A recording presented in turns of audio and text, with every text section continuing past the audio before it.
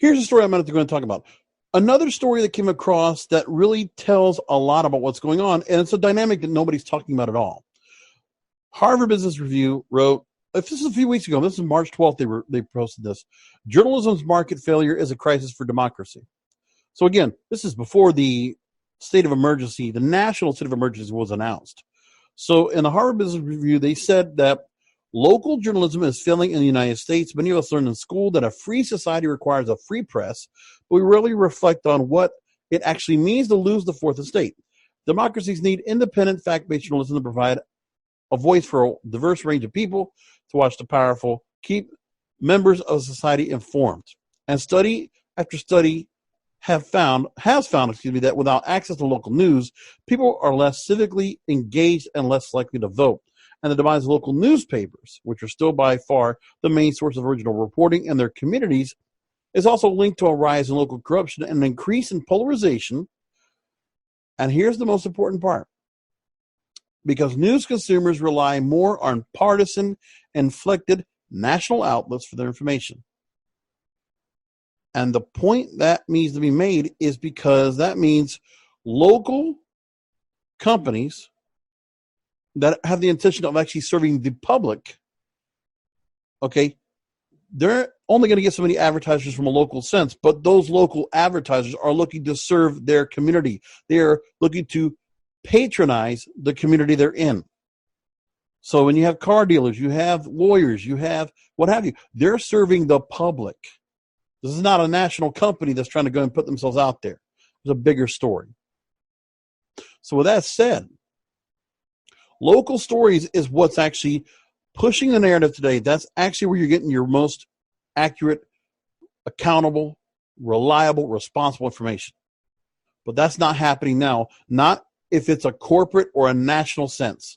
That's what's being explained right here.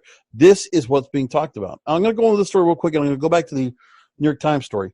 Now, the crisis arose because the news media's commercial imperatives never fully aligned with democratic objectives. This is Harvard writing this, okay? And democratic means, it's either which way. It can be bipartisan as you wish.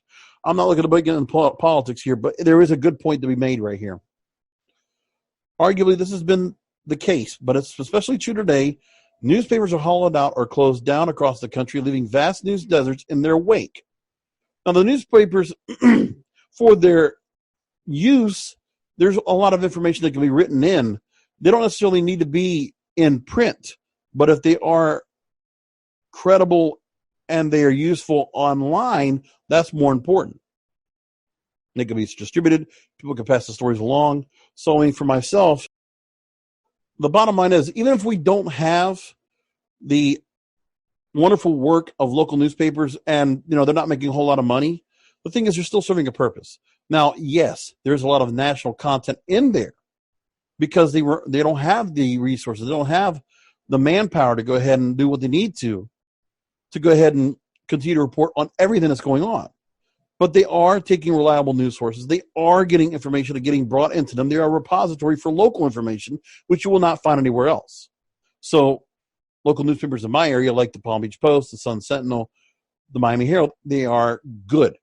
And they are being very useful at a time like this when we're learning if there's a Publix or if there's a BJ's Wholesale Club or if a Target or a Walmart's going to be open. What areas might have product. They're looking for toilet paper or sanitizer or masks or what have you. That information's there. The national media doesn't offer you anything. There is not really much of a scintilla of information. The only thing they are actually offering is what you don't even need from them. You don't need Fox or MSNBC or CNN or any national or cable news source. ABC, CBS, NBC. You don't need any of them. I'm not talking about either side. I'm talking about in general. You want to go and watch, press conferences, whether it's the governor of New York, the governor of Illinois, whatever. Want to watch the president? C-SPAN. Government-owned, no agenda. No agenda. Want to watch, I can watch on YouTube. I can find different places. I can go look for the entire press conference of whatever I want to go and see. And I can look for that. Do I need the interviews after the fact? No. I can learn in the press conferences. Thank you very much. I don't need you journalists. You're not helping me at all. But the point is, it's the money that's not being made. The advertiser support is dwindling at this point, which is the funny part where you see cable national news, they are getting a lot of viewership right now because they are instilling and continue to pursue a panic mode to everybody. That's how they're keeping their listeners. How good is that? That's not a good way for me to go and handle things. I wouldn't want to do it that way. That's not the way I learned journalism school.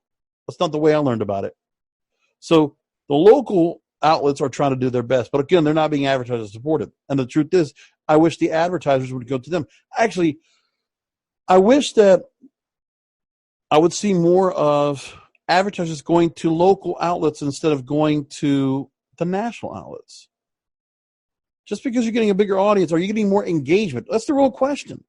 It's more of an advertiser issue. Are you getting more engagement as a result? I don't think so. But it's up to you. You do what you want with your money, okay? Go right ahead. Your ad rep firms, they can go ahead and buy whatever they want. Fuck it, right? I get it. So anyway, this is more of a Harvard Business Review. Let me tell you, they're hitting it on the money here. At this critical moment in our nation's history, our challenge is to revive and reinvent crucial democratic infrastructure such as the press. It's long been clear that cultural, information, and communication systems have a unique role in society. It's finally important to tell stories about key issues from different perspectives. Yes, who, what, when, where, and why. We don't need the opinion or editorial. Those are different stories. That's how it always was. You separate actual factual news from the opinions and editorials. There is a place for it. But the problem is, it is so colluded now, there is no such thing as factual on any corporatized, large-scale news outlet. When you have newspapers that are designed to push towards a national narrative, no. So you can say what you want about New York Times, Washington Post, Wall Street Journal, all have a corporate agenda. Large-scale, get everybody to listen, to go ahead and view them. Okay? And put themselves behind a big fat paywall, too, while you're at it. So now, moving along here, different perspectives to ensure a diverse people have access to a wide range of voices of views. However, it is equally clear that the market cannot provide for all of our communication and information needs. Yes, it's multi-tier. It's local, regional, national. That's what we're supposed to have. Not much of a national sense, but local should be done local. And, I mean, it's not going to be covered by everybody, but if there's a way to go and crowdfund, if there's a way to keep information being brought on, and there are people that actually can report from their communities in some way, shape, or form. And in some cases, some newspapers, we don't need information every day. In some places, we just need it to be once a week, like we had back in the days, the weekly newspapers. So somebody can go ahead and report on things and learn the information and gather it, and there could be some kind of a monetization for that person for doing the trouble of doing reporting for rural communities that cannot be serviced, right? Radio stations should actually get that help. There's local areas of radio stations that can do that can have a news bureau that can be doing that. So supporting them in that respect would be helpful. Because there's always radio stations within a rural area that would be very helpful to help out as a news bureau with credibility. Same thing going on with, and this is the other thing too, NPR. You would think with all these stations they have around the country, they would do a better job of local news. They don't. They don't even have the resources for it. The money that is being put towards the funding of national public radio and public broadcasting systems, how much local content's on there? How much do they do to serve the local public interest? Very little.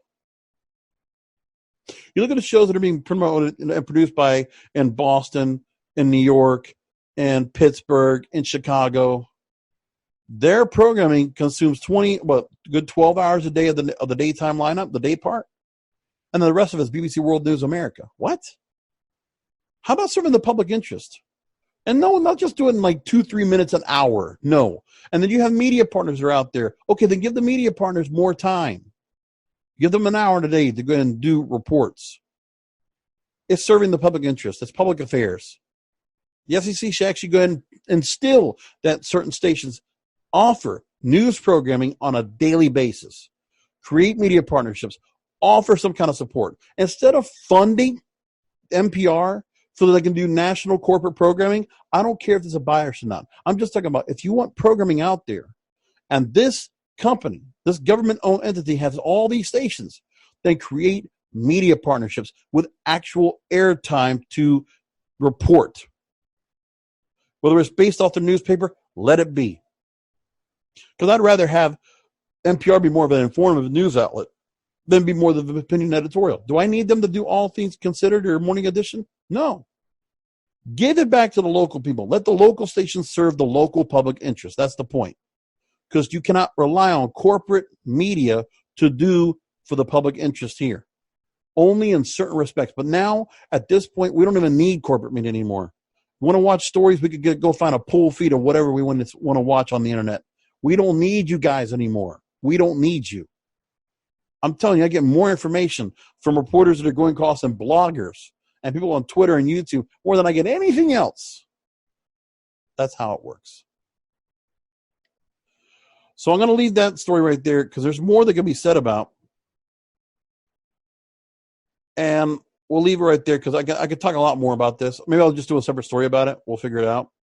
But anyway, back to this New York Times story. So again, bailout journalists let newspaper chains die. So in the story, they go with Elizabeth Green. She runs a nonprofit news organization website. And she was with Gannett Communications, who runs USA Today and other newspapers, bailed out. And here's what's happening. So it's a moment for deep crisis for the local news business, which has been blown over by a light breeze now facing a hurricane. Well, they don't get what hurricanes are because I'm in Florida. This is not a hurricane that we're dealing with now. Imagine hurricanes in about 10, 12 cities, all coming at the same time. And they all have to be helped and relieved, disaster relief to all those areas. And you don't know when it's coming. And you don't know who's going to be affected. So hurricane, this is underwhelming, okay?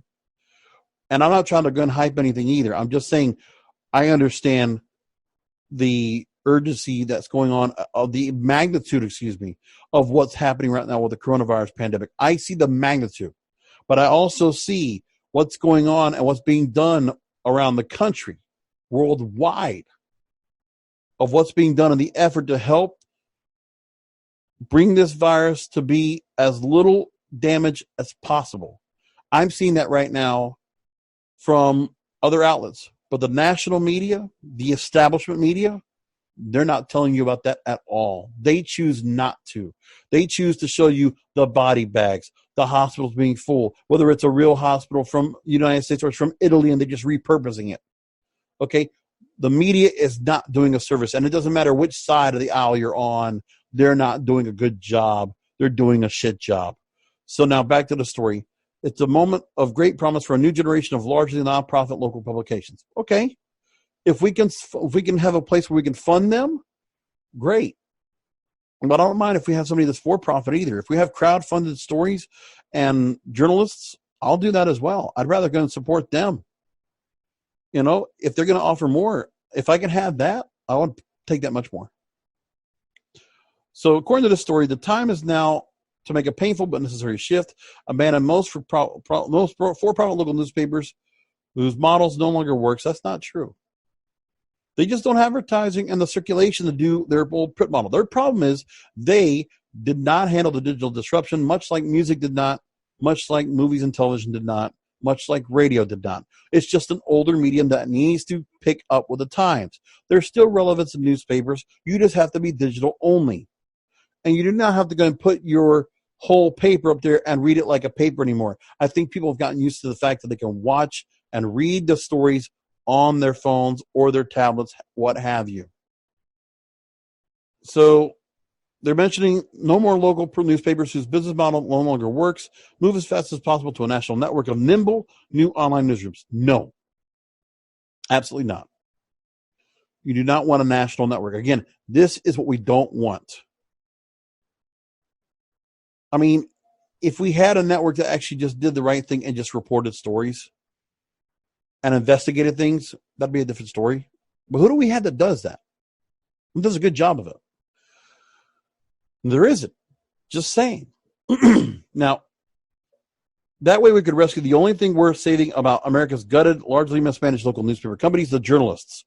See, They're talking about the journalists that are helping out. But here the thing is, the journalists that we're seeing out there that are getting paid $60, $70, $80, $90,000 a year to report Twitter feeds, to report stories they're finding on the internet.